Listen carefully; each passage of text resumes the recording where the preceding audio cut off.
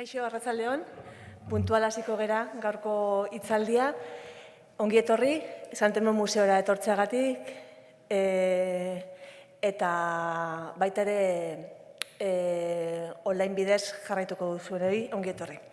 Gaurko hitzaldia jakingo duzute, suposatzen dut, binon museoan ikusgai daukagun baginen bagara, emakume artistak ikusgarritasun ezaren logikak izeneko aldi baterako erakusketarekin dago lotuta.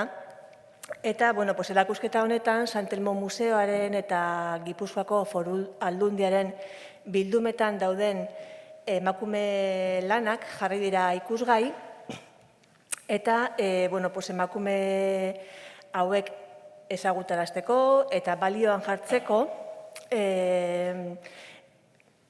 da erakusketa hau, binon ez bakarrikan hori, baizik eta nahi izan du da baita ere egin hausnarketa ariketa bat, jakiteko zergatikan artista hauek ez dira ezagunak edo behintzat ez hain ezagunak, ez? Orduan, hortarako bai Garazi eta bai Haizeak planteatzen dute artearen historiaren berrikuspen bat, bai?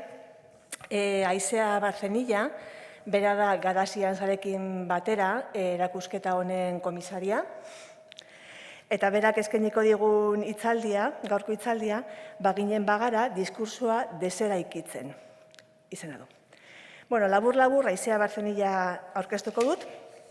Bera artearen historian doktorea da eta irakaslea, Euskal Herriko Unibertsitateko artearen eta musikaren historia sailean, irakasle eta ikertzaile lanez gain, arte kritikari eta komisariotza lanak egiten ditu.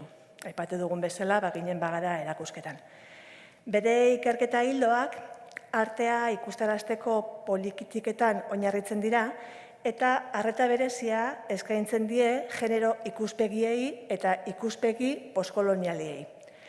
Erakusketa formatua da, bere lan eremu nagusia, artelanen komunikazio modu honen bidez eraikitzen diren diskurtsoak zeintzuk diren eta hoien bidez kontakizun historikoak nola eraikitzen diren galdetuz. Ikerketa hildo horren barruan, arreta berezia eskaini die abanguardia artistikoetako emakumei. Besterik gabe, Haizea, zurea da hitza.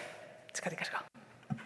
Mila esker, Ana, eta mila esker etorri zareten guztioi, badirudi familian egongo garela, ezagunen artean gaur, baina, hobeto hola erosoago, eta ikusiko zenuten, taldearen erdia falta zaigula, ze Garazi ezin izan da gaur gurekin egon COVID-a jota dagoelako, eta internetez jarraitzen egongo da, agurpero bat berari, eta faltan botatzen dugu. Baina, nik egingo dut gaurko hitzaldia bion izenean edo gure bidea pixkat azaltzen. Eta kontatu nahi nuena, hitzaldia ez dut horren beste antolatu, erakusketaren atalak azaltzeko, iruditzen zitzaigun, jada, nahi baldin baituzu atal horiek ikusi, errexena dela erakusketa ikustea jutia, eta gainera badakit zuedako batzuk ja ikusi dezutela. Orduan, gure asmoa gehiago zen, hitz egitea, erakusketa egiteko prozesuaz, edo gehiago erakusketa hori egiteko orduan topatu ditugun erronkei buruz, edo zeintzuk izan diren, atera diren galderak, sortu zaizkigun arazoak, oso ondo erakusten dutelako zeintzuk diren emakumeen artearen historia ikertzen dugunok topatzen ditugun trabak, edo bilatu behar ditugun bideak, ez?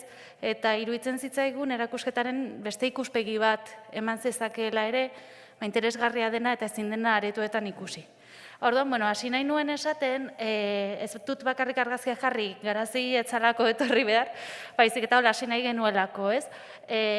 Esanez, proiektu honek badauzkala hainbat gauza azpimarratzekoak direnak gure ustez, eta bat dela komisarietzaren garrantzia, hau da, talde batek egindako lana dela, edo, biren artean egindako lana dela, erakusketa hau eta Garazi eta biok lanean diardugula elkarrekin orain dela gutxi gora bera 3 urte, jada aurretikan kolaboratzen genuen bat gauzetan, baina orain dela 3 urtetik aurrea egia esan ikerketa gehienak eta erakusketa proiektu gehienak elkarrekin egiten ditugu. Igual ez guztiak, bakoitzak ere bai gure interesak dauzkagulako edo gainitulako beste proiektu batzuk, baina asko egiten dugulan elkarrekin eta guretzako hori izugarri aberasgarria da. Orduan hori aipatu nahi dut, ez bakarrik esan bezala garazi gaur ez dagoelako, baizik eta baita ere lan egiteko modu bat ere badelako gure ustetan feminismoarekin ere lotura handia baduena. Badelako lan bat non behar bada pertsona bakan baten garrantzia difuminatu egiten den eta taldeko lanak garrantzia handiago hartzen duen.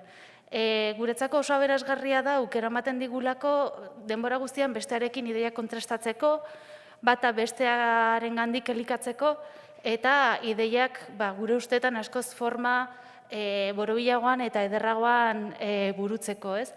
Eta erakusketa honetan, esan bezala, biok egin dugu lan, 2 urtez egon gara ikerketa egiten eta erakusketa planteamentua ontzen, baina horretaz gain, badira beste pertsona batzuk, geroago ere, sakonago, edo berriz aipatuko ditudanak zehazkiago gai batzuekin lotuta, bat da Ane Lekuona gure saileko ikerlaria da, doktoretza tesia orain dela gutxi bukatu du, eta irakaslea da orain ere EHUn, eta bere tesia emakume artisten eta historiografia feministen inguruan egin du, 1950 eta 1962 artean, eta guretzako oso lagungarria izan da, eta gure taldean, gure ideiak garatzeko orduan, bere ikerketek ere garrantzi handia izan dute, orduan bera aipatu nahi nuen.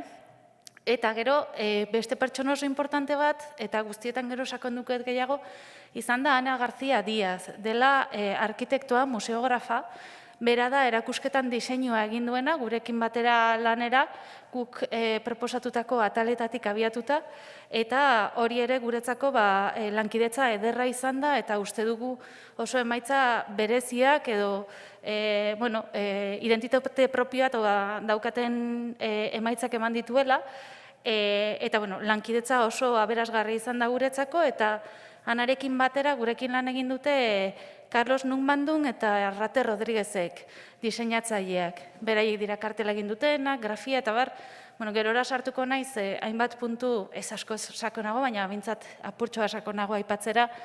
Eta esan nahi nuena da, halako erakusketa baten atzean, ez dagoela komisario bat bakarrik edo inkluso ez daudela 2 komisario, baizik eta gu elikatu garela beste batzuk egindako ikerketetatik, ikerketa horiek zabaltzen edo osatzen saiatu gara, baina gero hori gauzatzeko ere bai, guk buruan genituen ideiak gauzatzeko beharrezkoa izan da talde handiago batekin lan egitea.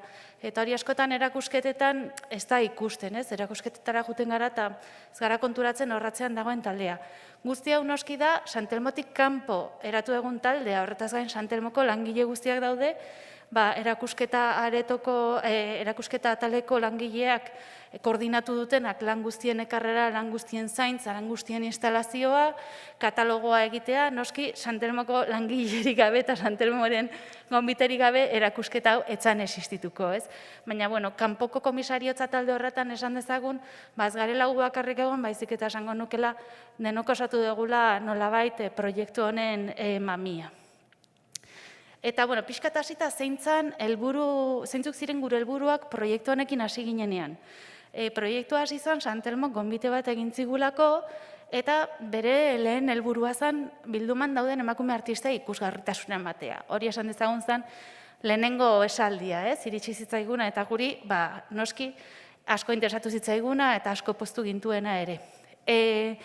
Hala ere, gonbite horren inguruan edo hori iritsi zitzaigunean, guk beste galdera bat egin genion gure buruari eta baita Santelmoko langilei, kidei, zela erronka bat sortzen zitzaigula. Ze guretzako desberdintasun handia dago emakume artisten erakusketa bat eta emakume artisten inguruko erakusketa baten artean. Zein da desberdintasuna? Lehenengo emakume artisten erakusketa bat, dela erakusketa bat non artista guztiak lotzen dituen aria da, beste gabe biologikoki emakumetzat identifikatzen direla, ez? Beraien arteko lanek ez dute zertan inolako loturarik izan behar, ez du zertan diskurtso bat egon behar, beste gabe emakumeak dira guztiak, ez?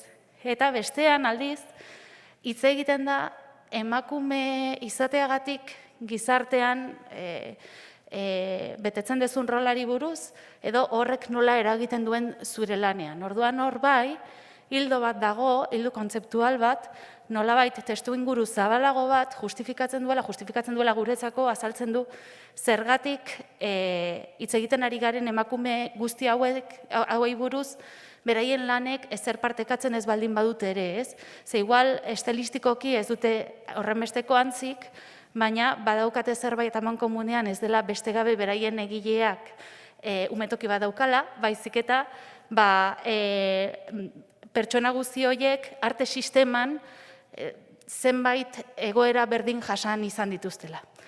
Desberdintasuna ikusteko eta zergatik bagenuen olako emakume artisten erakusketen inguruko zalantza pixkat da, adibide bat ekarri nahi nuen zela, badago elkarte bat, estatu mailan deitzen den AMAB, Mujeres en las Artes Visuales, eta da ikusarteetan lan egiten duten emakumeen elkarte bat.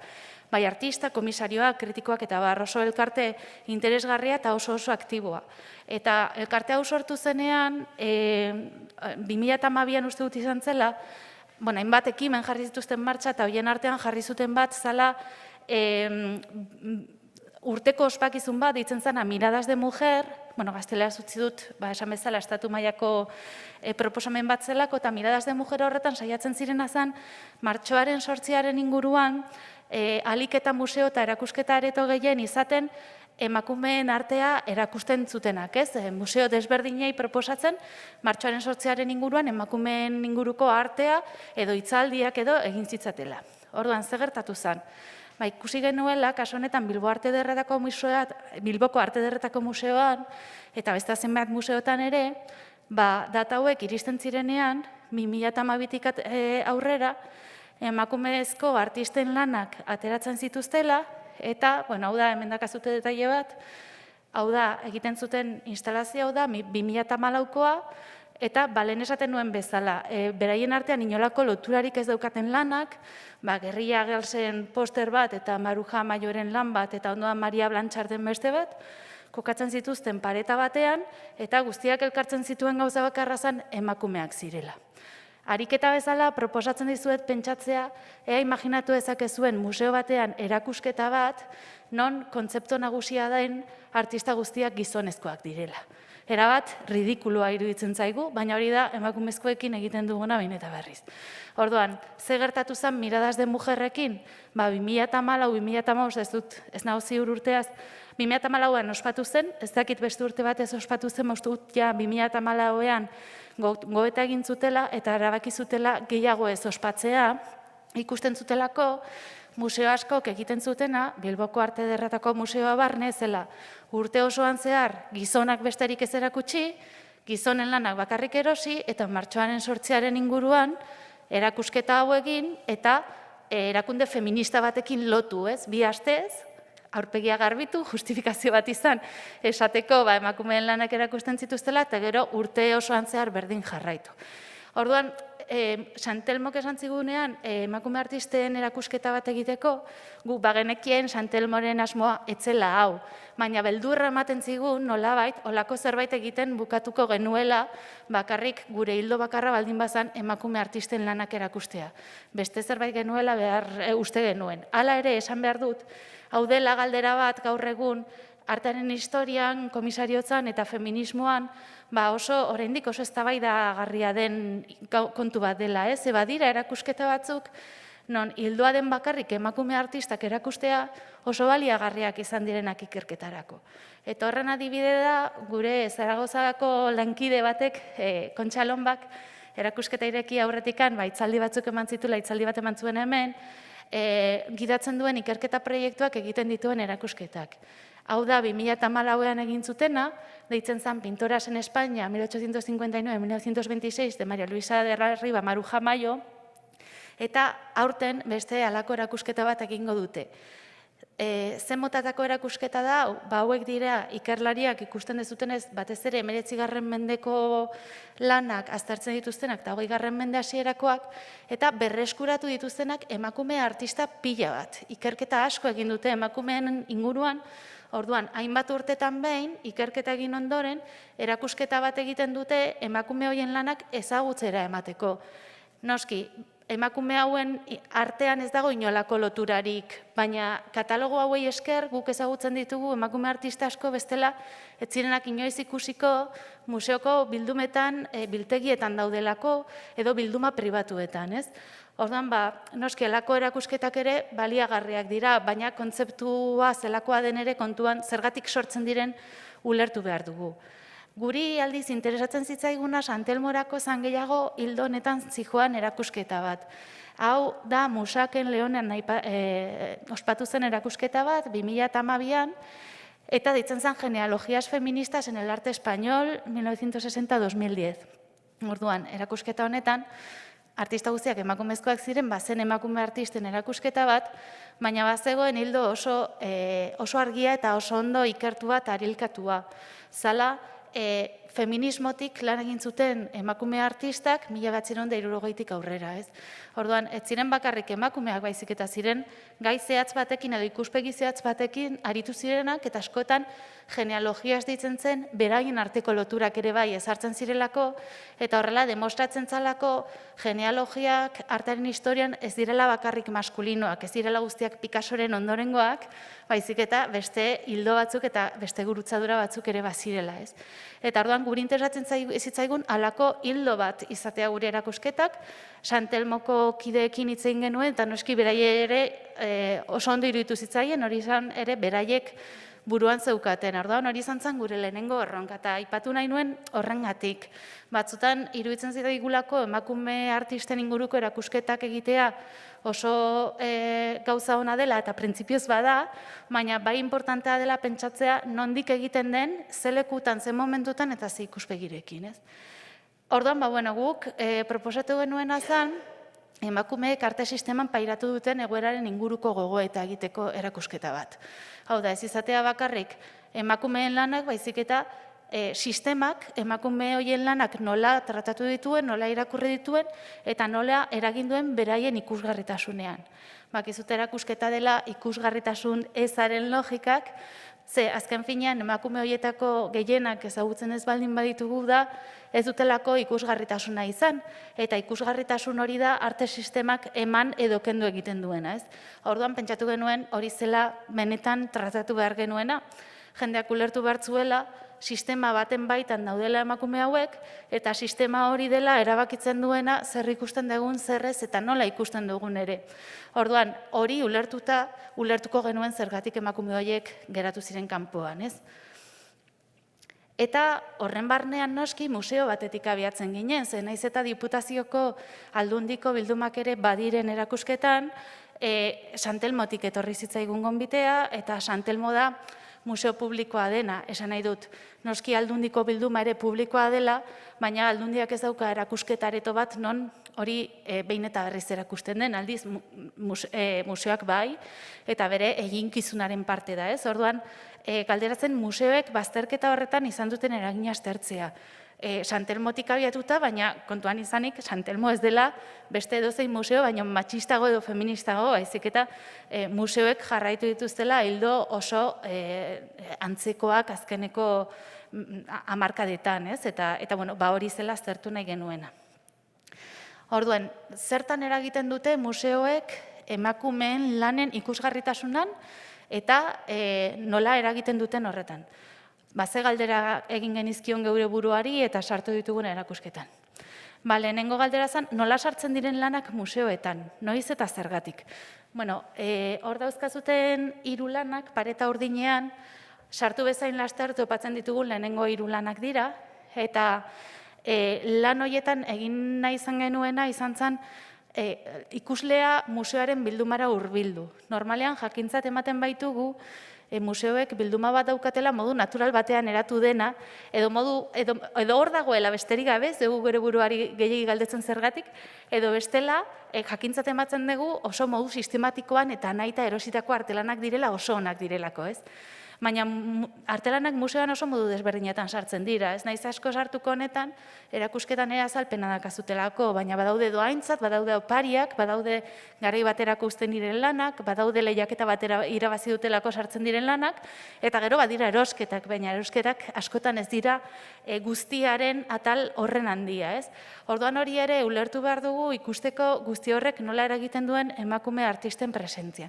Eta adibidez gauza bat oso deigarria egin zitzaiguna, bilduma aztertzen hasi ginenean izan zen, 80. hamarkadara arte, Sant Telmo Museoak apenas ez zuela emakume artisten lanik erosi. Eta etzan salbuespen bat, Hoi, esan behar dut, Sant Telmo Museoari buruz esango dudan guztia gaur, ez da salbuespen bat, baizik eta orokorra gure inguruko museo guztietan. Eta, ez zuen emakume artisten lanik erosi, baina baziren emakume artisten lanak eta baziren emakume artista horiek oparitu egin zituztelako, gehienetan, ez? Eta hori, iruditu zitzaigun oso esanguratsua, nola emakume batzuk nahi zuten beraien lana museoan egotea, baina bazekiten modu bakarra hori lortzeko lan hori oparitzea zala, ez?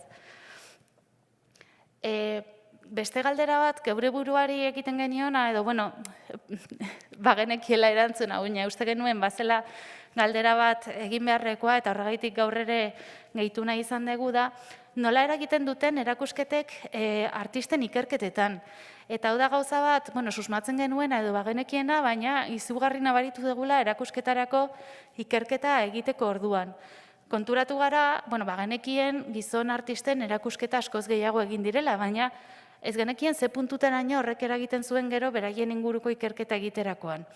Hau da, Mestoiren erakusketa jarri dut, Arte Ederretako Museoan ospatu zana Bilbon 2008an, baina edozein jarri nezakeen. Ze gertatzen da artista bati banakako erakusketa bat eskaintzen zaionean. Katalogo potolo bat egiten dela, eta ikerlari bati krudelitza eginga, dirua eta denbora eskaintzen zaiola artista horren inguruko ikerketa sakon bat egiteko. Aukera ematen da lan guzti horiek dokumentatzeko, argazkiak ateratzen dira, elkartzen dira liburu bakar batean, testu kritikoekin, batzutan ez bakarrik pertsona batek, baizik eta bat baino gehiagok egindakoak ikuspegi desberdinetatik. Horrek zer ekartzen du, adibidez, nire ikasle bat etortzen baldin bazait eta esaten badit gradu amaierako lana egin nahi duela eta zer izango den erresagoa Amestoiri buruz lan egitea edo Rosa Valverderi buruz lan egitea, nik egia esan behar baldin badiot askoz erresagoa izango da Amestoiri buruzko lan bat egitea. Zergatik, ze Amestoi baditu alako katalogo arrazaituak, 3 edo, eta librutegira jutearekin, 3 liburu horiek irakurrita, artistaren lanaren gaineko ikuspegi orokor oso ona izango du. Baina Rosa Valverderen gaineko ikerketa bat egin behar baldin badu, topatuko du daudela katalogo txiki-txikiak, testu ez oso sakonak dauzkatenak, eta irudiak ikusteko besterik ez, igual 10 edo 12 horietakoak lortu beharko ditula, bere familiarekin geratu beharko dela lanak beraien etxera ikustea juteko, bere lagunen etxeetara, eta sartu beharko dituela ordu mordo pila bat gehiago puntu berdinera iristeko. Orduan, erakusketa, banakako erakusketa, funtsezko elementuak dira artisten gaineko ikerketak bultzatzeko. Eta emakume artistei eskaintzen ez baldin bazaizkie, gero eta ikerketa gutxiago daukagu haiengan, besteengan gero eta ikerketa gehiago daukagunean. Gero, beste puntu importante bat, erakusketen garrantziari dagokionean da, nola eragiten duten museoek publikoaren iruditegi konpartituan. Guk badaukagu artearen historiaren inguruko iruditegi konpartitu bat, artearen historia zer den. Ziur nago hemen zaudeten gehienek ez dakizutela gehiegi ernazimenduko arteari buruz, igual pixka bat bai edo norbaitek artearen historiari buruz asko daki, baina orokorrean esango nuke jendartean ez dakigula igual gehiegi ernazimenduko arteari buruz. Baina denok dakigu zein den Jokonda eta denok dakigu zein den Leonardo. Eta hori dakigu, badagoelako museo bat, irudi hori behin eta berriz errepikatu duena, pelikula askotan atera dena, eta gure iruditegi konpartitu baten parte delako. Eta gure iruditegi konpartitu hori eraikitzen da, hein handi batean, museoetan. Eta hemen bai, hau, Sant Telmori zuzenen esandakoa da, aurten berriz ere Otoiza eta Txillidaren inguruko erakusketa bat egingo da. Txillida eta Otoiza badaude gure iruditegi konpartituan, eta behin eta berriz erakusten direnean iruditegi hori berriz ere finkatu eta baiestatzen da, ez? Ez da zalantzan jartzen, pertsonai horiek lehen mailakoak direnik gure iruditegi konpartitu horretan. Orduan, oso importantea da museoek betetzen duten funtzioa irudi horiek sortzeko orduan. Eta funtzio izugarria daukate, eta berriz ere Txilla eta Oteiza kasunetan Euskal Herriko historiografian izugarrizko garrantzia daukatelako, museoek izugarrizko garrantzia daukate historiografia zehatz batzuk legitimatzeko. Esateko, hauek dira benetan importanteak diren artistak, hauek dira ikertu behar direnak, ez? Euskal arteari buruzko erakusketetan egin direnak azken 30-40 urteetan artista berdin-berdinak agertzen baldin dira beti, pentsatuko dugu agertzen direla garrantzitsuenak direlako. Baina hor badaude beste historia batzuk albo batera uzten ari garenak. Eta horre bai, esan nahi nuen, historiaren inguruko gure ikuspegia pixkat aldatu beharko genuela. Zehartaren historiaren ikuspegi orokorra, agian ez ikerketa feministatik egiten dena, edo beste ikerketatik, baina orokorrean esango nuke artearen historia, esan dezagun artelan bikain eta artista bikain zehatz batzuen inguruan osatua dagoela. Baina artearen historia ez dira bakarrik urrengo garaietara historiaren bitartez pasa diren artistak, baizik eta garai horretan arte munduan ziharduten guztiak, beraien praktika desberdinekin eta beraien joera desberdinekin. Hoietako batzuk lan egin zuten 10 urtez, hamarkada horretan izan ziren oso garrantzitsuak, eta gero hil ziren, edo emakumeak baziren, umeak izan zituzten, artea utzi zuten, beste arrazoi batengatik, eta horrek ez du esan nahi, hamarkada horretako artista oso garrantzitsuak ez direnik, edo artearen historia garai horretan ikertzeko beharrezkoak ez ditugunik, gerora lanean jarraitu ez zutelako, edo eskola zehatz bat sortu ez zutelako. Orduan, museoek historia horiek legitimatzen baldin badituzte bata bestearen atzetikan denbora guztian, gertatzen dena da beste historiografia batzuentzako lekurik ez dagoela. Horregaitik museoek ere, badute eginkizun bat historiografia horren inguruko gogoeta egiten. Eta, gure beste helburuetako bat bazan museoan eraldaketak sortzea erakusketatik haratago, eta hor esan behar dut San Telmo oso prest zegoela honetarako, ze hasieratik oso argi utzi ziguten erosketa politiketan eragina izatea nahi zutela erakusketak. Hau da, erakusketa erabili nahi zutela bide bat bezala, beraien bilduman falta zitzaizkien emakume askoren lanak erosteko. Bazekitela hutsune bat zeukatela, gogoeta egin nahi zuten horren inguruan, eta erosteko prest zeuden. Orduan, oso pozik egon ginen hasieratik eta gaude horrekin. Eta gure helburua bazen ere bai, museoa konturatzea, hau zainbeste museo batzuk eta instituzioak ze beharrezkoa den ikerketa, eta ez bakarrik aldaketa horiek izatea erosketetan, baizik eta bai erakusketa iraunkorrean, ez?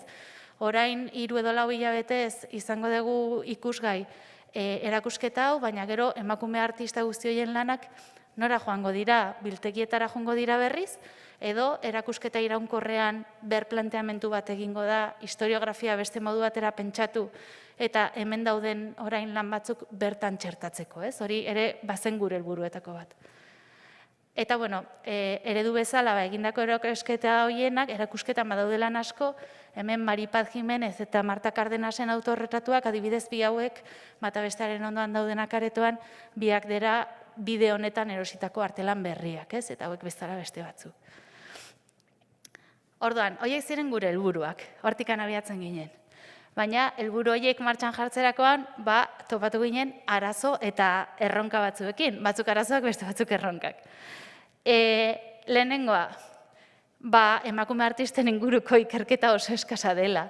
Eta ia ezerotik hasi ginen emakume askoren kasuan. Gaur egun ere, badira erakusketan emakume batzuk, adibidez, Marta Iñiguez, Marta, entzutnari baldin bazara gure onlineko sarean, mesedez jarri gurekin harremanetan, ez dakigu zeintzuk diren. Ez dakigula ze urtetan jaio eta ze urtetan hil ziren, baizik eta ez dakagu inolako informaziorik beraiei buruz.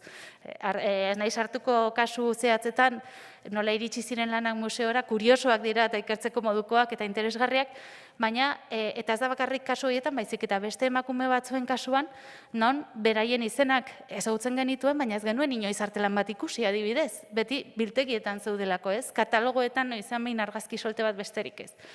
Eta gero egon ziren izugarrizko sorpresak, adibidez, Victoria Malinowskarekin gertatu zitzaigun bezala, batean topatzen dugu Santelmon dagoela artista poloniar baten lan bat, 20. mende hasieran egindakoa, eta esaten dugu, baina emakume hau zein da, zergatik pintatzen ditu hondarruko arrantzaleak, konturatu ginen artea, hasi ginen pixkatirak, eta adibidez hemen esan behar dut, artelan hau behin bakarrik erakutsia izan zela aurretik eta izan zen Zaragozako erakusketa horretan, ikusteko nola erakusketa horiek baliagarriak diren, eta zegoen informazio gutxia bildu izan zen erakusketa horretarako, resulta Victoria Malinowska zela artista bat, lehenengo mundu gerrarekin Parisetik penintsulara etorri zena, eta izugarrizko arrakasta izan zuena Euskal Herrian, hau da, Santelmo Museoak emakume artista bati erositako lehenengo artelana, eta Madrilen erakusketa pila bat egin zituen.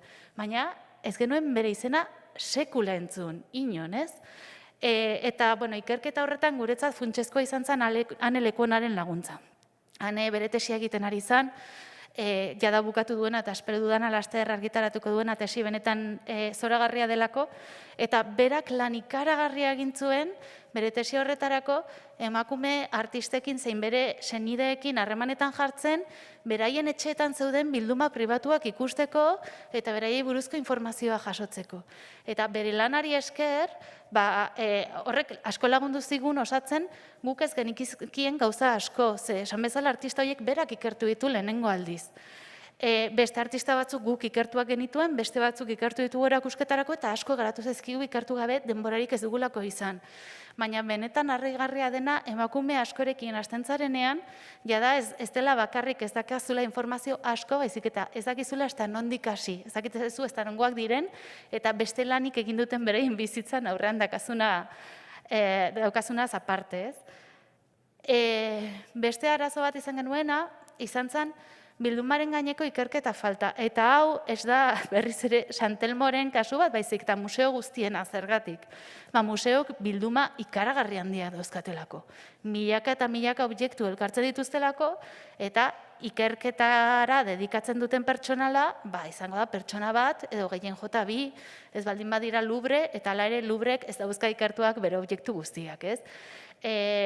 Bildumak oso handiak dira, oso epe luzean osatu dira, pentsa 1902tik gaur eguneraino zenbat artelan sartu diren bilduman, bai erositakoak, baina bai oparitutakoak, bai bapatean hil eta eredentzian bere bilduma osoa uzten zuen familia burges batena, hor sartzen ziren hainbat gauza, batzuk ikertzen ziren eta beste batzuk inventariatzen ziren eta gorde, eta ez dago informazio gehiagorik berai buruz, bakarrik dakigu, bere garaian izan zirela ez dakizein familiarenak, ez? 1940an sartu zirela, eta zeinek daki, hori nola iritsi zen familia hartara, ze urtetan egin zen, orduan, karo, imposiblea da museo batentzako bere artelan guztiak eguneratuak izatea. Orduan, karo, guk landu ditugun artelan asko, erabatez ezagunak zirenez, ikerketa oso gutxi zuten, eta hortik tira behar genuen edo beste leku batzutatik begiratu. Horra, azpimarratu behar dut ere, Santelmok lan oso polita egin duela erakusketan dauden artelan guztien fitxak, erregistro fitxak osatzen. Orduan, gaur egun ikusi ditzakegun artelan guzti hauek, laster kontsultatu halko dira emsimen dela Jaurlaritzak dakan bildumetako kudeatzailea eta informazio eguneratua lortu halko dugu beraiei buruz. Lan handia da hori, museoko langileek egiten dutena, baina hasiera batean guretzako zailtasun bat izan zen, esan bezala, egiten ari den langilea, daramatza hilabeteak lan hau burutzen, ez? Eta gero, beste erronka bat zen, diskurtsoa, erakusketaren diskurtsoa eraikitzeko muga batzuk genituela. Ze, klaro, gauza batzuk genituen, beste gauza batzuk ez genituen, eta ez genituen horiek ere sistemaren parte dira, eta ez genituen museoan hain zuzen sistemak bultzatu duelako zenbait gauza museoetan ez egotera, ez? Orduan, nola egin genezake diskurtso horiek museoan sartzeko, objektu horiek ez baldin bazeuden, baina, klaro, aipatzen ez baldin bagenuen ez zeudela, berriz ere iluntasunean uzten genituen. Adibirik onena, eta barkatu argazkia oso naz bada, baina nik atera nuen nire dokumentaziorako laneako beste gabe, da atal hau, dela gorputzaren atala. Gorputzaren atala, Garazik eta biok oso argi genuen egon bartzuela erakusketan. Gorputza izan zen emakume artista askorentzako Euskal Herrian zein beste lekuetan lan egiteko tresna bat eta bide bat beraien irudiaz jabetzeko eta emakumeen gainean egiten ziren irudiaz jabetzeko. Eta oso leku importantea izan zuen ere bai adibidez edertasunaren kritika, edertasunaren kanonaren kritika egiteko, eta feminismoan presentzia ikaragarria izan zuen, izaten oraindik duen elementu bada. Baina konturatu ginen oso gutxi zirela museoan gorputzaren inguruan zeuden emakumezko artisten lanak. Eta kuriosidadez begiratu genuen beste museoetan eta konturatu ginen beste museo askotan ere ala zala. Eta gure ondorioa da ezerosoa dela gaia. Azken finean, adibidez, emakume batek hitz egiten baldin badu hilerokoari buruz, edo kanon patriarkal edertasunaren kanona kritikatzen baldin badu, azkenean nolabait zalantzan jartzen ari da inguruan dauden beste lan batzuk, eta nahiago dute beste zerbait erosi, ez? Lore batzuk pintatuta emakume batengatik gehiago espero den edo onartzen den lan bat. Orduan, erabaki genuen lan gutxi genituen arren sartuko genuela. Sartuko genituen lanak eta testuan esango genuela bat zeudela asko. Eta museoak ikusita hutsune hori zegola, bi lan erosi zituen direla Dora Salazarren hau, eskultura hau eta Ester Ferrerren hango bideoa. Baina, erabaki genuen sartzea eta esatea zergatik sartzen genuen eta zergatik zeuden gauza gutxi, ez? Eta antolatzeari dagokionean nola, karo, beste galdera bat zan, nola erakutsi ez daukaguna, baina beste galdera zan, nola erakutsi dakagun guztia, ze, klaro, gauza pila bat zeuden, eta ez zeuden beraien arteko loturak batzutan ziren, orduan, hau jartzea dizuet eta berriz ere argazkia ez da oso ona, baina oso guri asko gustatzen zaigun argazki bat da. Hau da, nire bulegoko pareta. Nik pareta txuri badaukat bulegoan, garazik ez, biakara letretako fakultatean irakasle berak apalak ditu, orduan nire pareta erabiltzen genuen egiteko gure arbela. Zer da, hau da, erakusketa nola joan ginen antolatzen. Zeuden gai batzuk argi genuenak sartu hartzirela, orduan artelanak multzok antolatzen genituen. Eta pixkat jarraitu ezazuen, erakusketa ikusten baldin badezu ez dakit identifikatuko dituzuen zenila oso itutanago irudietara, ez? Baina, hasten da, hemen arratoiakin, arratoia ikusten alda, bai, hasten da hemendik, hauek dira bildumako 3 lanak, zergatik daude bilduman, hauek dira profesionaltasuna eta hezkuntzaren inguruko lanak, hauek dira emakume pionerak, hau da hasierako Rosa Balberderen lana, gero gora egiten du, hemen daude lehiaketak, hemen daude autorretratuak, ikusten duzuen nola doan osatzen, multzoka, orduan, multzo horiek antolatzen genituen gaika, eta gero hor juten ginen pegatzen artelanak. Eta ikusten genuenean, zentzua zeukala, horrela uzten genuen, edo kentzen genuen, edo gehitzen genuen bat, eta hemen ez da ikusten, baina ezkerrean genuen olako mordo bat pegatuta artelarenak, sartu nahi genituenak, baina ez genekienak non jarriko genituen, batzuk kanpoan geratu dira, beste batzuk sartzen dira, baina guk lan egiten dugu irudietatik abiatuta. Irudia eta kontzeptualk hartuz, ez? Multzoak kontzeptualk egiten ditugu, eta gero bagoaz hor pegatzen lanak ikusteko ea lan horiek zentzua daukaten elkarrekin edo ez. Batzutan kontzeptualki lotura daukate, baina bat bestearen ondoan jartzei duzunean ez datoz bat. Orduan, ikusteko ere antolaketa hori nola zen. Eta gero, espazioari dagokionean, Anarekin lan egin genuen, eta erabaki genuen, eta gure gidoian ere alagertzen zen, lehenengo atala da pixka bat gehiago teorikoagoa, kontzeptu gehiago ditu, horregaitik ere testu askoz gehiago daka, eta bigarren atala aldiz, gehiago zentratzen da, honen aipatuko dudan puntu batean dela, arte lanak gozatzeko giro bat sortzearena. Historiografiari buruz ere hitz egiten du, baina, badauka nolabait pisu gehiena kontzeptuala dago hasieran, eta aurrera juna hala, hori pixkat lasaitzen doa eta kontemplaziorako espazioek sortzen ditu. Hori ere importantea da, ze oso erakusketan dia da, informazio asko dauka, eta informazio hori orekatzen ez baldin bagenuen oso astuna izan zitekeen bukaeran, ez? Guzti-guztia izango balitzen kargatua. Orduan, hori izan beste erronka bat, informazioa eta estetika nola kombinatuko genituen. Ze esan Telmon esan ziguten oso ondo iruditzen zaigu zuen proposamena, baina kontu zibri gauza batekin. Ez dugu nahi, artelan hauek hartzea bakarrik teoria baten ilustrazio gisa. Izan daitezela lanak disfrutatzen direnak ere, ez? Eta guk ikusi genuen, egia dela, arrazoia zeukatela hortan eta kontu zibri garginelo horretan, ez? Guk ere ala nahi genuela. Orduan, adibidez, ze desberdintasun dago. Hor erdian ikusten duzuen artelan hori da Philippe Joyet, artista frantses baten pintura bat, erakusten duen emakume bat pintatzen, neskatu bat pintatzen ikasten.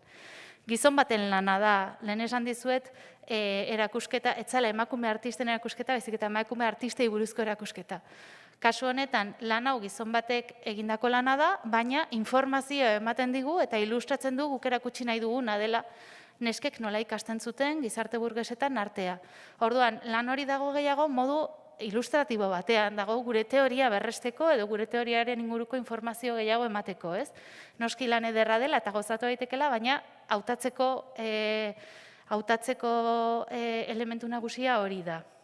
Berdina gertatzen da profesionaltasunaren atal honetan. Atal honetan hitz egin nahi genuen zerk egiten duen artista bat profesional, orduan jarri genuen Ardanzaren erretratu hori, Ana Mari Parrak egin ziona, Aldundiko pintore ofizial gisa enkargu bezala, berak Aldundiko,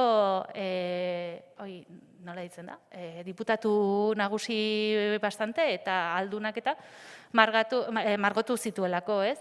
Orduan, ez dugu lan hori hautatu bere ezaugarri estilistiko eta artistikoengatik, baizik eta erakusten digutelako emakume batzuk bete dituztela rol profesional importanteak Euskal Herriko arte sistema horretan, ez? Eta berdina gertatzen da Platerrekin. Aldiz, nahi izan genuen beste espazio batzuk utzi, beste irakurketarik gabe edo halako irakurketa hain markaturik gabe artelanetaz gozatzeko. Eta hori da adibidez azkeneko gelaren helburua. Azkeneko gelak ez daka testurik, bakarrik jartzen du bagara, goian, eta artelanak aukeratu genituen estetikoki beraien artean harreman bat ikusten genuelako.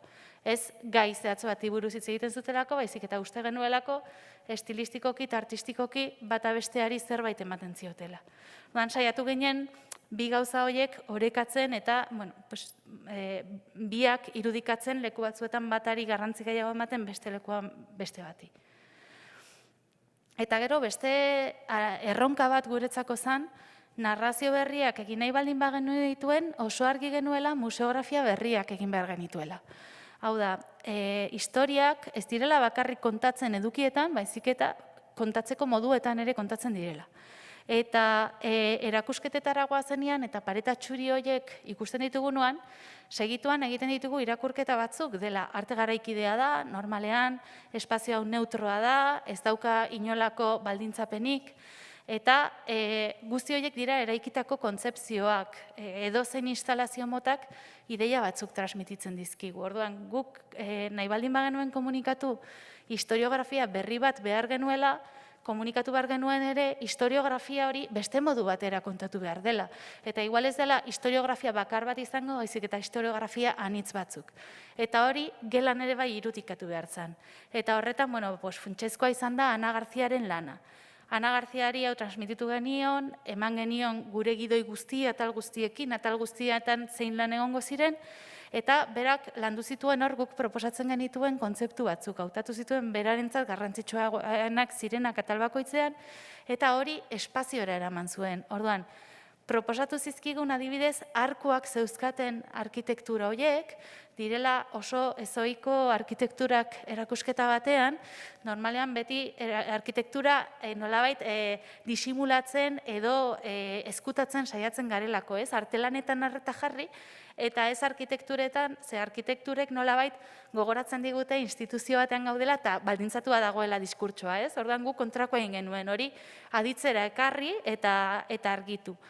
Gero, erakusketan, badakizute pribatua eta publikoaren arteko gaia askotan agertzen dela, emakumeen lanekin lotura handia daukan kontu badelako.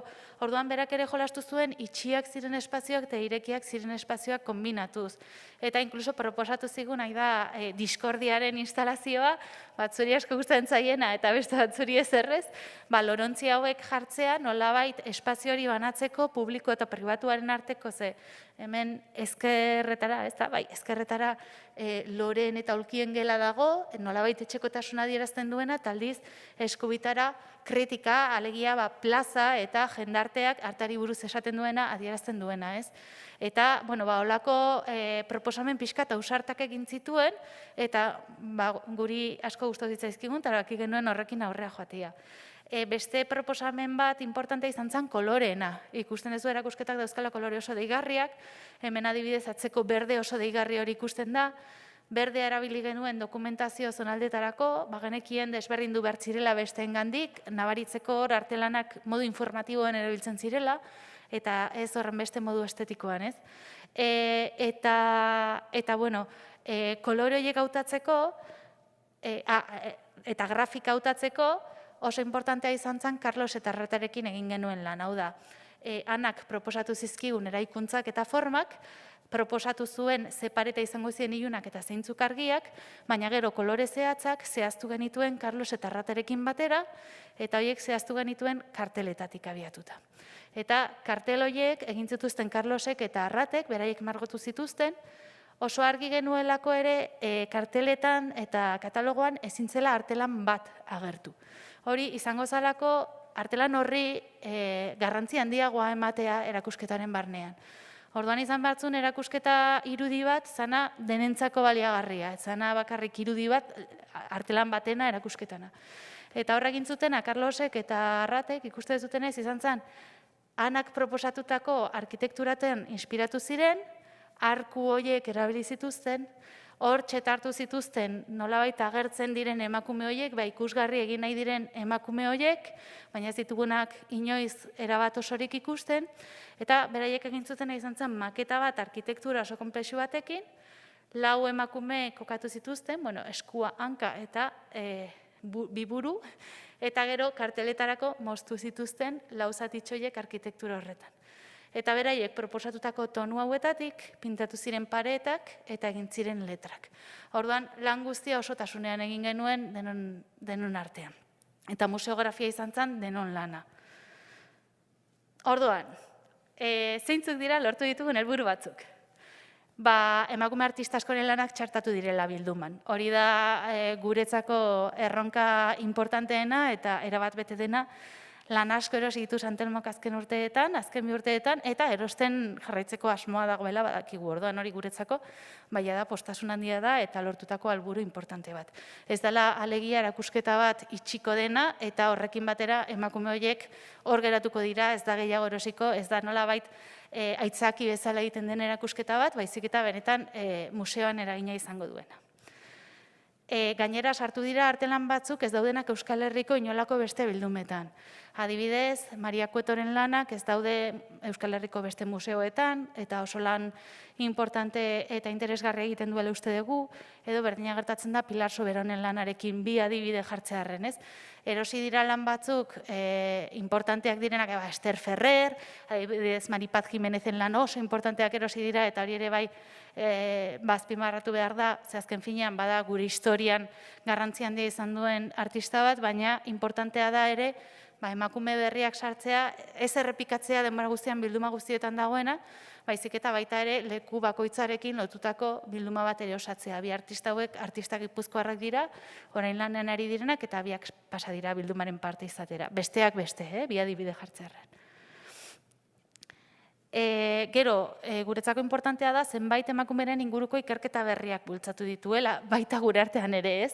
Adibidez, gu orain Garazieta biok ari gara Malinoska ura ikertzen, eta Euskal Herrian 1910-1920 hamarkadetan egon ziren emakume atzerritarrak Parisetik etorritakoak, eta sisteman integratu zirenak momentu batean eta ikertu gabe daude. Baina, badaudere bai, gure ikasle batzuk eta zenbait ikerlari gure inguruan, interesa piztu zaiena, eta ikusi dituztenak lan batzuk, eta esan dute, nik honi buruzko master amaierako lan bat egin nahi dut adibidez. Baren badakago ikasle bat, Maria Dapenari buruzko master amaierako lan bat egiten hasi dena, eta ikerketa bat lortu duen artista horren inguruan, ez? Eta, holako beste adibide batzuk, hainbat artistenak, hor piztu direla zenbait interes eta bide txiki batzuk ireki direla. Gero, uste dugu ere, emakume artisten bildumen inguruko gogoeta egiteko balio izan duela. Museoan bertan ere, eta hau guretzako ere, zeguk errealitate hori ez genuen hain sakonki ezagutzen. Hane gure lankideak gehiago ezagutzen zuen. Eta errealitate hori da, emakume asko, emakume artistak batez ere, oso zaharrak direnak, edo hil direnak jada, beraien bildumak arriskutan daudela. Ze instituzioen parte ez dira, eta beraien oinordekoek jaso dituzte, maitasun handiarekin kudeatzen saiatzen dira, baina askotan da lan handia eta zailtasun handiak dauzkate artelanek behar dituztelako, behar dute espazio pila bat, eta gero behar dituzte baldintza batzuk, baldintza klimatiko batzuk, ezetasunarekin, argiarekin eta lotuta daudenak, eta gure etxeetan ezin ditugunak beti bermatu. Orduan, senide askok esfortzu ikaragarria egiten dute lan horiek mantentzeko, adibide ederra da Rosa Valverderen kutxen erakusketa, beraien senideek gorde dituzte beraien lan guztiak, eta haiei esker dauzkagu hemen, ez? Baina familia guztiak ez dira hain handiak, batzuetan pertsona bakarra da oinordekoa, eta bilduma horiek zatitzeko eta galtzeko aukera dago. Orduan, aneri esker errealitate hau asko zurbilagotik ezagutu genuen Garazik eta biok, museoari ere helarazi genion, eta badakigu orain museoak arreta berezia jartzen diola edo jartzen ari dela halako bildumei arriskuan egon daitezkenak, ez dagoelako inor horren ardura hartzeko edo pertsona horiek ezin dutelako halako ardura bat hartu. Bilduma horiek galtzen baldin badira, oso zaila izango da emakume artisten historia jasotzea eta artearen historia feminista bat egitea. Ez degulako materialik izango.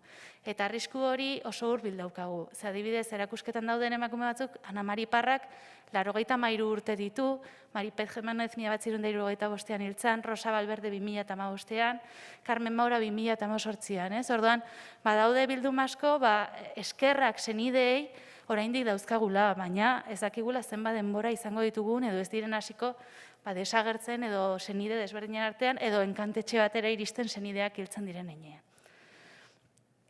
Gero, uste dugu lortu dugula ikusgarritasun publikoa eta interesa, behintzat prentsan eta komunikabideetan presentzia izan du, eta jendea etortzen ari da, eta hori ja bada zerbait asko pozten gaituena, ez? Eta beste gauza ederra izan da, proiektu honetan hasi ginenean, hasi zitzaizkigula beste hainbat proiektu bururatzen. Hau gertatzen zaigu denbora guztian, hau da gaitz bat guretzako ze da. Azten geha gauza bat egiten eta segituan bururatzen zaigu, hemendik antiraka beste hau egingo genezake. Eta nik ezakit dola egin dugun, baina proiektu honekin batera lortu ditugu beste bi hemendik aterata eta hemendik egindako ikerketatik tiraka, beste bi jarri ditugu martxan izugarri harro gaudenak. Lehenengoa da Bagara saia sortu duguna Pamiela argitaletxearekin. Eta hau da sail bat, ipuin sail bat, album ilustratuen sail bat, Euskal Herriko emakume artisten lanetik abiatuta. Orduan da, umeentzako liburu bat, lehenengoa Ester Ferrerren lanetik abiatzen da, eta denbora dauka pixkat hildo bezala, eta Aintzane Usandizaga idazleak eta Aran Santamaria artistak egin dute.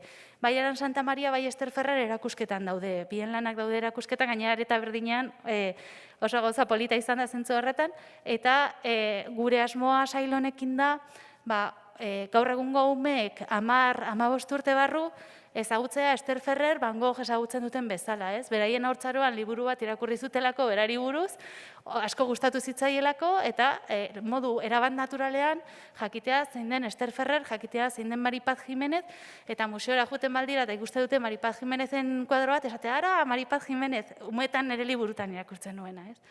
Eta, hemen lehenengo liburua jatera da, bigarrena abian da, eta hirugarren bat ere martxan jartzen ari gara.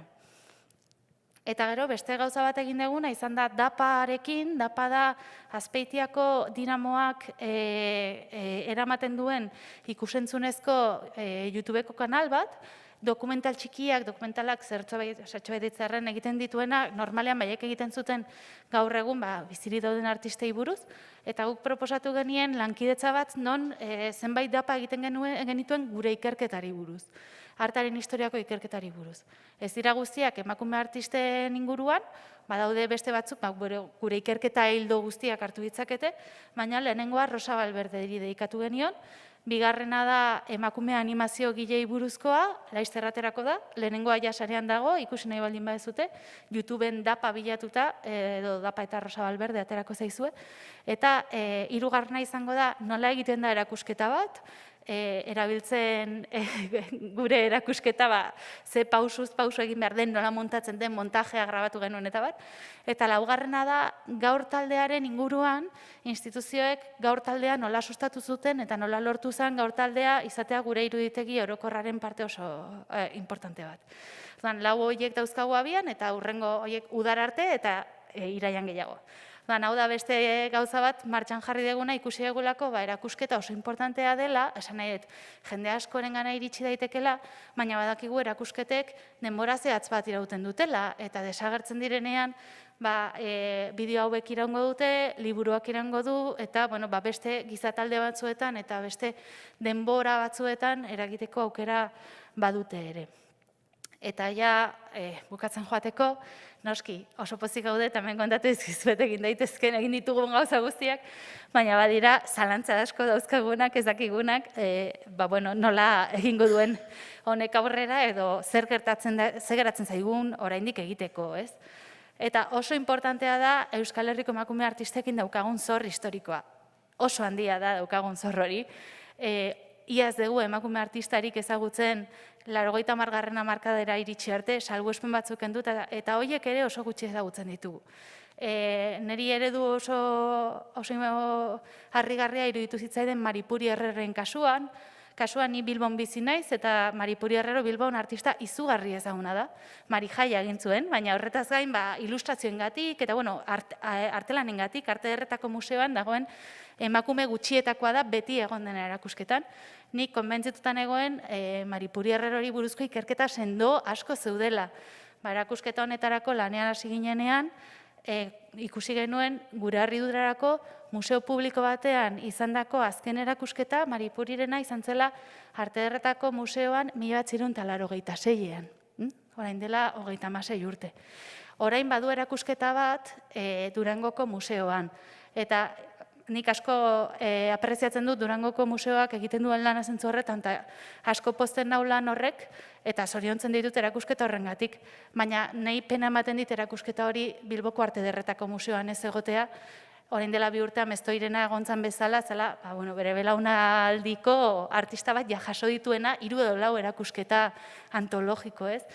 Niretzako izan zen shock bat ikustea Maripuri Herrerok 36 urtetan ez duela banakako erakusketa bat izan Euskal Herriko instituzio publiko batean. Orduan, zor ikaragarria daukagu, 50, 60, 70 eta 80. hamarkadako emakume artistekiko. Eta ez esan aurrekoekiko, ez?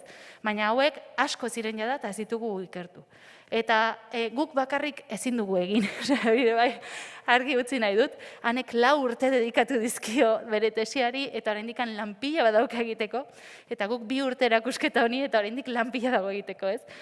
Behar ditugu doktorego beka espezializatuak. Oso zaila da gure artearen historiako ikerlari batentzako doktorego beka bat lortzea. Doktorego beka gehienak, eta sentitzu dut historiako engatik eta, doaz, historiara, aurre historiara, arkeologiara, eta artearen historiako ikerketa zehatz hauek beka bat lortzeko oso zaila da. Sustatu behar dira ikerketa taldeak. Guk taldean lan egin dugu eta asko emankorragoa da.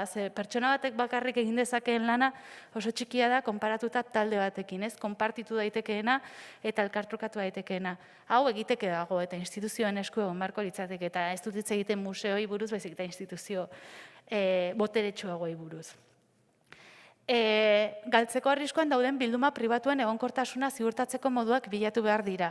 Esan dudan bezala, ezin dugu itxaron horiek galdu arte, ziurtatu behar dugu ez direla galduko. Behar da Euskal Artearen berrikuspen historikoa, eta behar da zen ikuste dut erakusketak agerian utzi duen gauza bat da, kontatu diguten historia bere garaian izan zena, baina askoz ere sinplifikatuagoa dela. Berez, gure historia askoz konplexuagoa dela eta hildo askoz gehiago dauzkala, eta hori berrikusi behar da.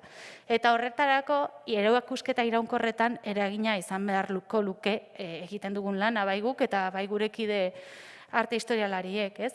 Gukalako erakusketa bat egiten baldin badegu, eta hemendik aurrera berriz ere erakusketa iraunkorretan joaten baldin bagara, eta bakarrik ikusten dugu eskultura abstraktua, garai berdinekoa, berriz ere ari gara gauza bera errepikatzen.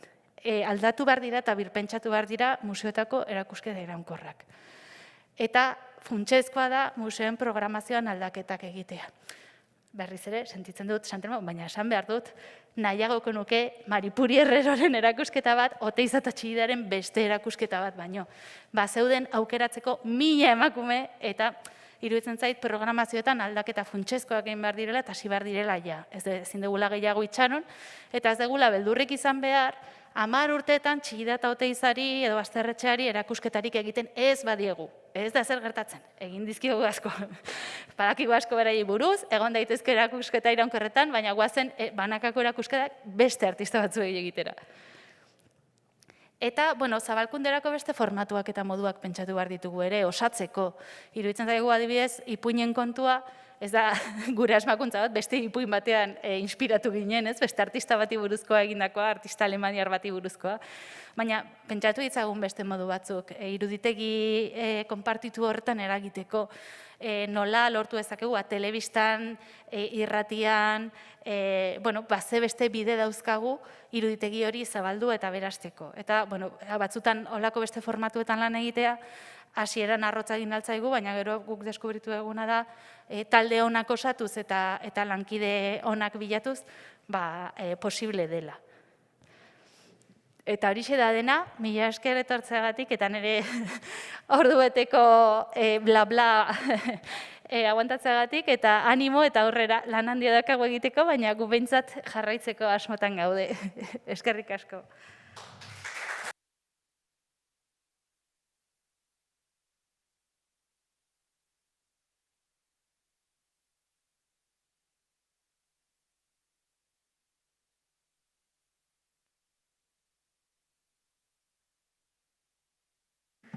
Eta ezakit norbaitek alderaren badakan, edo zerbait komentatu nahi duen, edo zerbaiten inguruan zalantzak baldin baitu, orain da momentua proposa.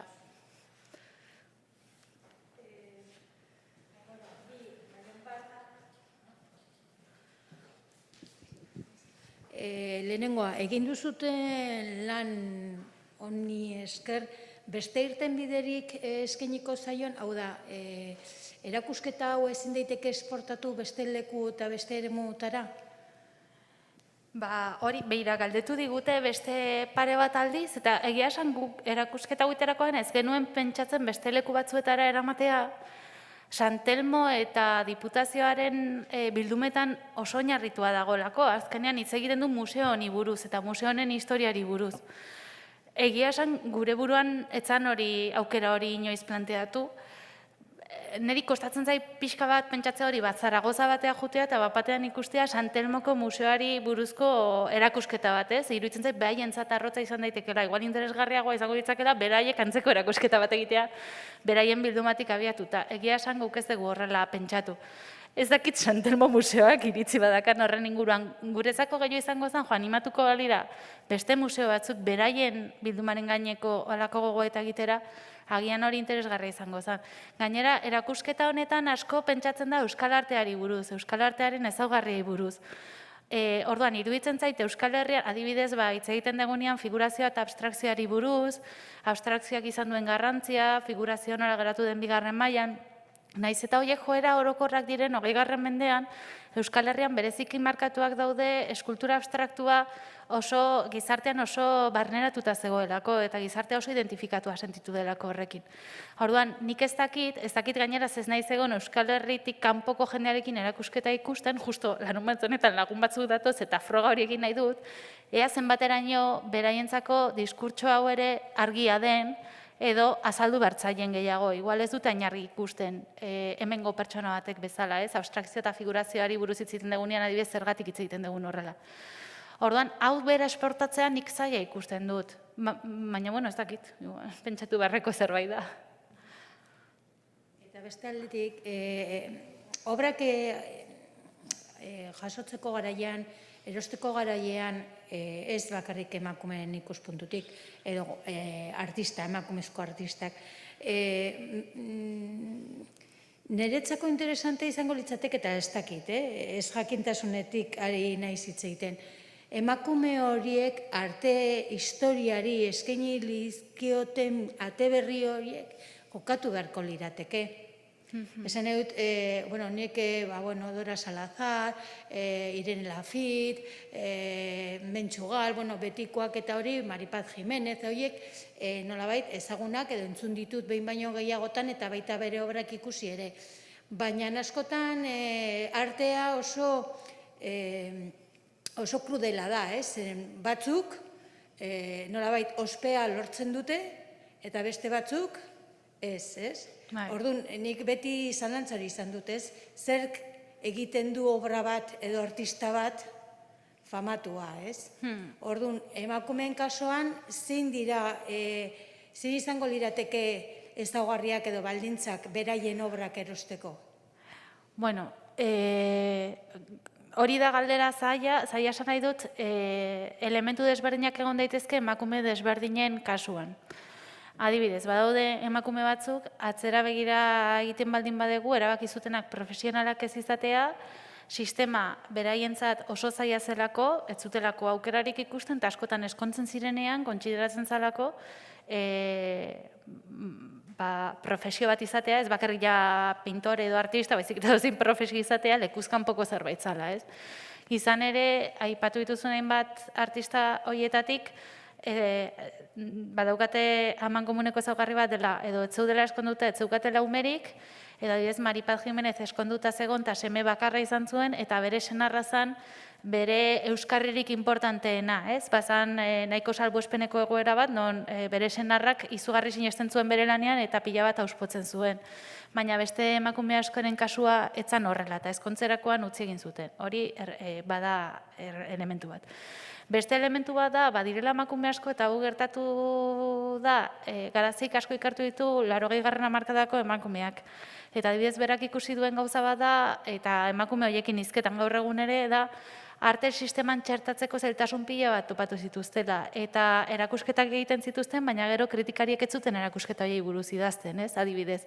Orduan, behin eta berriz, beraien lana erakusgai zegoen arren, gero diskurtsoan etzan sartzen, etzan txertatzen. Edo erakusketa bat egiten zuten, esaten zieten oso erakusketa ona zela, baina gero Arte Ederretako Museoan egiten zuten Euskal Herriko arteari buruzko erakusketa eta zituzten gonbidatzen, holako taldeko erakusketan dietara. Eta behin eta berriz horrelagon eta gero, batzuk erabaki zuten nahikoa zutela eta utzi egin zuten, edo jarraitu zuten pintatzen beraien kabuz, eta ez zuten erakusten. Horrelako kasuak ere bai badira. Eta gero, kanpoan uzteko arrazoi bat izan da ere bai, edo askotan gertatu dena izan da, zenbait emakumeek sistemaren barruan jarraitu dutela, baina pixkat afizionatu modura. Klaseak ematen jarraitzen zuten, pintatzen jarraitzen zuten, eta erakusketak egiten zituzten, erakusketa leku txikiagoetan, kulturetxeetan, herrietako aretoetan. Eta orduan, hor jarraitu dute, baina ez dira benetan txertatu arte sistema handi horretan, ez? Kasu horretan ez dute benetan utzi, baina ez dira inoiz benetan horregon, artearen historian ez dira agertzen, baina batzuk begiratzen duzu atzera, pasat dizut, Ana Mari Parra, 83 urte ditu, eta emakumeak oraindik pintatzen du. Orduan, esaten dezula, nola da posible, ez? Guk jende hau ez ezagutzea. Orduan, badaude kasuistika desberdinak. Esan ditudan horiek dira errepikatzen diren elementu batzuk, baina beste batzuk ere badira kasu bakoitzean begiratuta aldatu egiten da.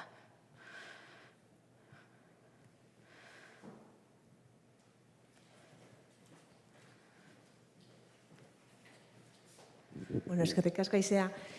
Nik galdera badaukat. Hasi zinetenean proiektu honekin pentsatzen dut ezagutzen zen dituztela ja artista batzuk. Pixka bat komentatu dugunak, ezagunenak direnak. Eta komentatu duzu baita ere bildumetan taola sorpresak hartu dituzuela, eta ezagutu dituzue artista batzuk, ez dituzuenak ezagutzen. Kontrakoa, baduzute artista batzuk bildumetan egon ez direnak, edo ez daudenak? Edo faltan bota dituzue batzukola importanteak? Bai, faltan bota ditugu batzuk. Eta izan ere, guk ere proposamenak egin ditugu erosketetarako pixkate peluzera begiratuta uste dugulako beste artista batzuk ere egon beharko liratekela, eta guk ere ikertu behar ditugula batzuk nahiko genituzkenak proposatu. Adibidez, 80. hamarkadako figurazioko emakume artista pila bat, ez daude bildumetan, edo adibide bat da Victoria Montolivo, badago lan bat berea bilduman, baina bere inguruan egon ziren artista asko feminismoarekin lotuak zeudenak eta figurazio egiten zutenak, eta hoien guztien lanak ez daude museoan. Eta hasierako proiektua egin genuenean, oraindik ez zegoen oso argi, adibidez Diputazioko bildumak parte hartuko zuen edo ez beraiek ez zutelako nahi, eta ez zalako gonbidatu oraindik, ez zan erabaki gonbidatuko zitzaien edo ez, eta aukera bat ere bazan egitea zerrenda bat bilduman ez zeuden artistekin, nolabait proposamen bezala horiek erosteko. Hor, hasi ginen zerrenda egiten eta amaigabea zen. Adibidez, 80. hamarkadan egon zen mugimendu oso importante bat artelekun emakumeena eskultura egiten zutena oihalgintzarekin, Mertxe Sueskun, adibidez, testilarekin, horretako ezer ez dago museoetan, ez bakarrik hemen, besteetan ere ez. Gauza asko falta dira gauza ikaragarri asko. Eta noski belaunaldi gazteago asko ere falta dira, baina hori museoetan normala da, beti erosten delako pixkat atzera begira. Baina bai, guk zerrenda, eta hori oraindikan asko geratzen dela ikertzeko, ziur, eta Gipuzkoakoak batez ere proposatzen genituela, ze Bilbora zabalduz gero, asko handiagoa da, beste gabe Bilbon Arte Ederretako fakultatea gondelako 80. hamarkadatik eta artista asko Bilbora lekualdatu zirelako, bai Arabatik, Nafarroatik edo Gipuzkoatik, ez? Eta baita Kantabriatik eta bar, orduan mugimendu artistiko handia zegoen. Orduan, bai, bota ditugu faltan asko. Normal, ez dut kritika moduan esaten ere, egoera da, badakigu hori dela realitatea, ez? Baina asko dira egon zitezkenak, bai.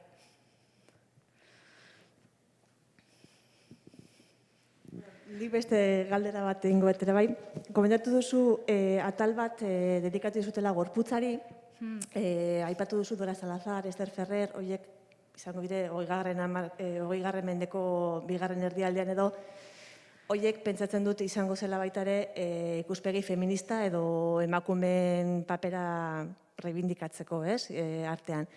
Gaur egungo artistek gai hori ere lantzen dute, edo da gai bat dagoela pixka bat gaindituta, edo nola ikusten duzu? Nik uste dut oraindikan badela gai bat hainbat artistek lantzen dutena, baina egia da izan zuela presentzia oso handia, nik uste dut 80. hamarkadatik aurrera.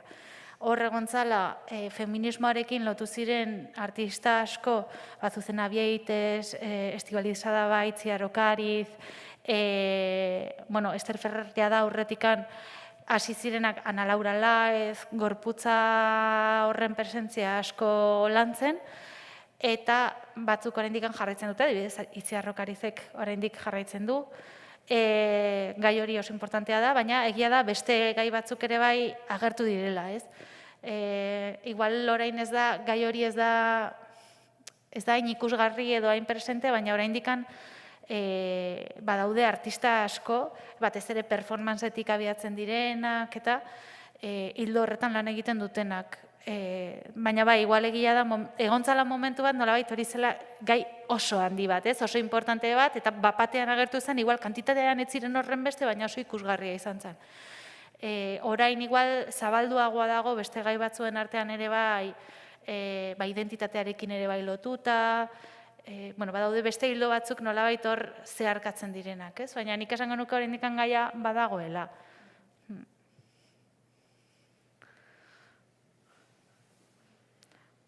Pues, hemen utziko dugu, mila esker, azalpen guztiengatik. Mila esker denoi etortzeagatik eta hurrengo atera arte.